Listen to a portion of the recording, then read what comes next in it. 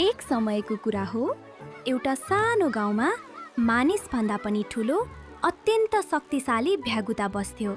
त्यो भ्यागुता गाउँका मानिसहरूलाई सधैँ दुःख दिने, उनीहरूको अन्नबाली नष्ट गर्ने र बालबालिकालाई डराउने गर्थ्यो।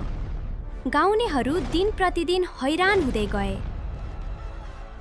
र एक दिन सबैजना भेला भएर यस समस्याबाट कसरी छुटकारा पाउने भनेर योजना बनाउन थाले।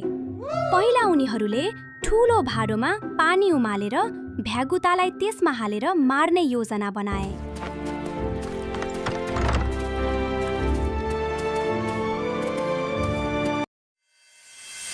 धेरै मेहनत गरेर उनीहरूले भ्यागुतालाई जालमा पारेर तातो पानीतिर धकेले। तर जस्तो सुकै अल्छी भए पनि भ्यागुता निकै सतर्क थियो। तातो पानी छोएको महसुस गर्ने बित्तिकै ऊ तुरुन्तै उफ्रेर भाग्यो। गाउँलेहरूको योजना असफल भयो र सबै निराश भएर बसे। त्यही बेला एउटा कमजोर देखिने तर निकै चलाक सर्प त्यहाँ आयो। उसले गाउँलेहरूको दुःख बुझेर मुस्कुराउँदै भन्यो, तिमीहरूले गलत तरिका अपनायौ। यदि भ्यागुतालाई उम्लिएको पानीमा हाल्यो भने उसले तुरन्तै खतरा पाउँछ र भाग्छ। तर यदि उसलाई सुरुमा चिसो पानीमा राखेर बिस्तारै पानी तताउँदै लग्यो भने उसले परिवर्तन महसुस गर्दैन र अन्तत उम्लिएर मर्छ। गाउँलेहरूले सर्पको सल्लाह माने।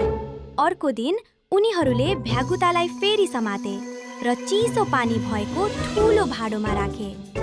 बिस्तारै आगो बालेर पानी तताउन थाले। भ्यागुता सुरुवातमा आरामसँग बसिरह्यो किनकि उसले कुनै खतरा महसुस गरेन। तर समयसँगै पानी तात्दै गयो र जबसम्म उसले खतरा बुझ्न सक्थ्यो तबसम्म धेरै ढिला भइसकेको थियो। अन्ततः त्यो शक्तिशाली भ्यागुता उम्लिएर मर्यो।